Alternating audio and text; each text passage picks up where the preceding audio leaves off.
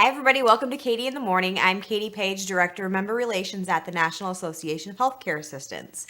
You know, the cold weather's starting to roll around, and that means more people are going to stay inside for longer periods of time.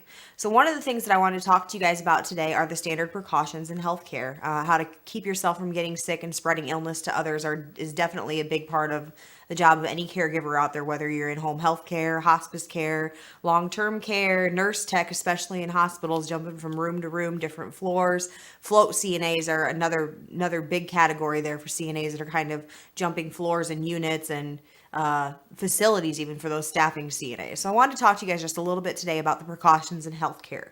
The first thing you want to think about, here's kind of an overview. The use of standard precautions for the care of all patients, washing your hands, wearing gloves, wearing a mask, wearing a gown, and then, of course, the sharps disposal. CNAs and caregivers don't necessarily deal with that one a whole lot, but in some states, med techs do give insulin. And so I just kind of wanted to put that in the category that we're covering today. Follow established policies and procedures for patient placement, enrollment, controls, patient care equipment, and linen when it comes to precautions as well. So the first thing you're going to want to think about when it comes to standard precautions is washing your hands.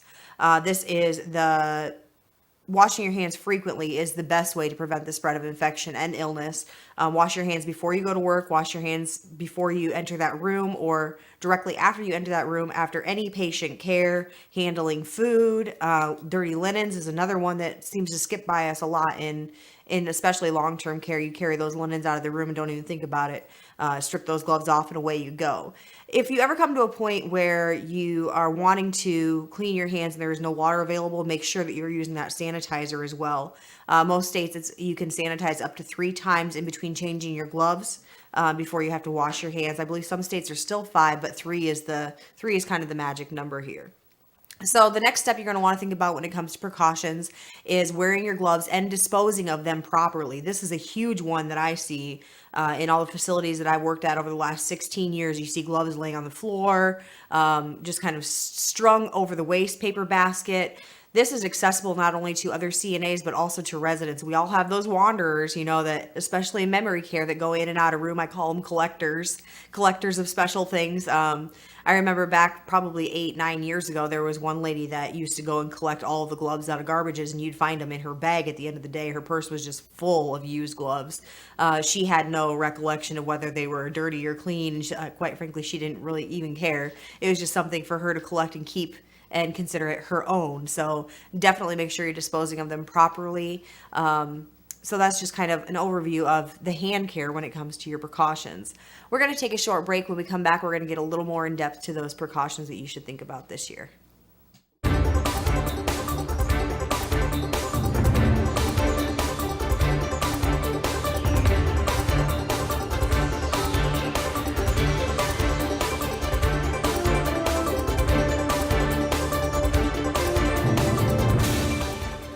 Tune in to CNA TV every Wednesday at 3 p.m. Central Time for long-term care news with Dane Henning.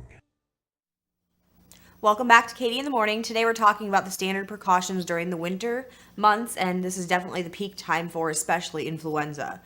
We kind of covered the hand washing and the gloves a little bit we got into, but when it comes to, I wanted to kind of backtrack a little bit with the gloves for just a second. When you're using your gloves, make sure that you're also taking them off properly as well, making sure that it's dirty to dirty, clean to clean, so that you're not contaminating your skin, especially when there's no water available and you're having to use that sanitizer.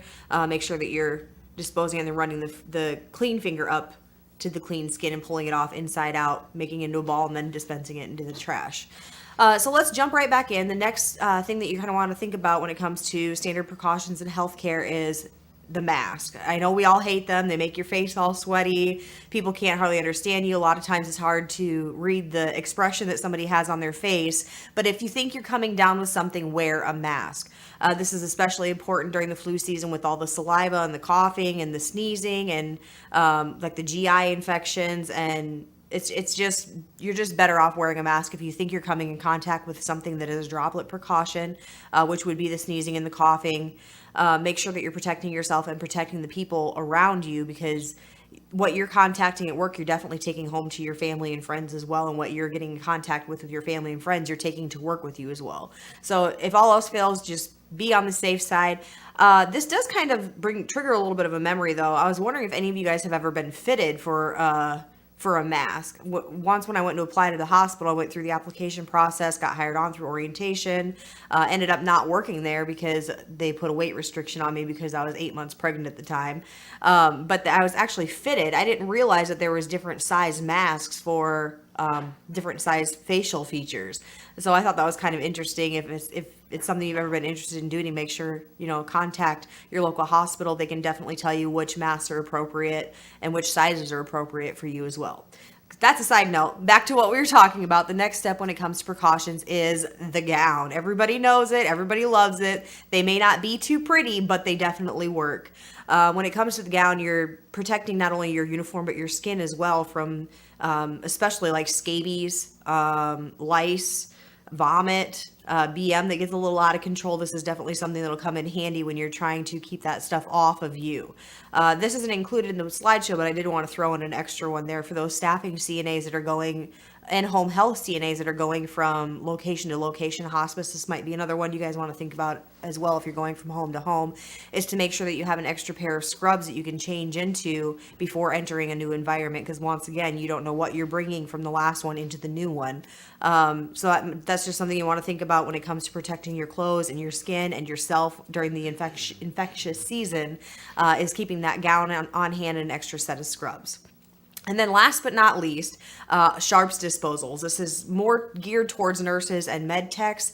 But if you ever see like a sharps laying around, make sure that you notify the nurse. Do not touch it without gloves on.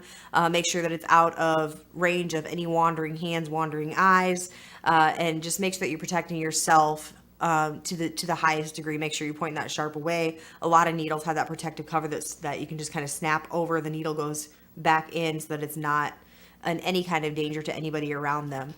So I hope these precautions help you guys out during the winter months, during the infectious months. I hope you stay happy and stay healthy, and I will see you right back here tomorrow for Katie in the Morning.